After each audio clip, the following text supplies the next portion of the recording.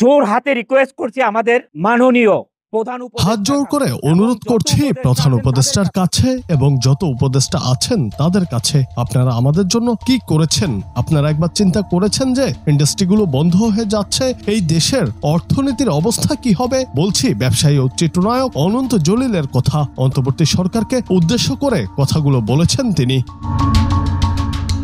তিনি বলেন, আমাদের প্রধান উপদেষ্টা প্রবাসীদের রেমিটেন্স আসার কারণে যে সম্মান দিয়েছে, এয়ারপোর্টে বিভিন্ন সুযোগ সুবিধা দিয়ে, কিন্তু যারা দেশের প্রধান বৈদেশিক মুদ্রা অর্জনকারী তাদের জন্য কি করেছেন প্রশ্ন রেখে তিনি বলেন, সবাই আশা করেছিলেন অ্যাটলিস্ট ঈদের সময় একটা বেতন ব্যাংকে লোন দেয়া হবে, শ্রমিকদের ফেব্রুয়ারির বেতন দিতে হবে, মার্চ মাসের অর্ধেক বেতন দিতে হবে, আবার বোনাস দিতে হবে। এই ব্যবসায়ী বলেন, একটা গার্মেন্টস মালিক কোথা থেকে এই তিনটা জিনিস একসাথে পাবে? গার্মেন্টস মালিকরা মুখটা চুপ রেখে গার্মেন্টস বন্ধ করে চলে যাচ্ছে। আপনারা তো একবারও চিন্তা করলেন না, এগুলো বন্ধ করে চলে গেলে এই দেশের অর্থনীতির অবস্থা কি হবে? এই দেশের কর্মসংস্থানের অবস্থা কি হবে? এই শ্রমিক লিডাররা কয়েকজন মিলে এই দেশ চালাতে পারবে? তারা একজন একটা ইন্ডাস্ট্রি করতে পারবে কি?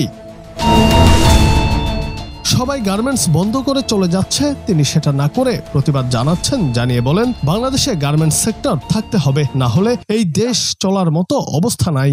একটা ইন্ডাস্ট্রি এরকম করে বানায় তাদেরকে চাকরি দাও না পারলে। জুনায়েদ আহমেদ, বাংলা টিভি। বন্ধ ইন্ডাস্ট্রি।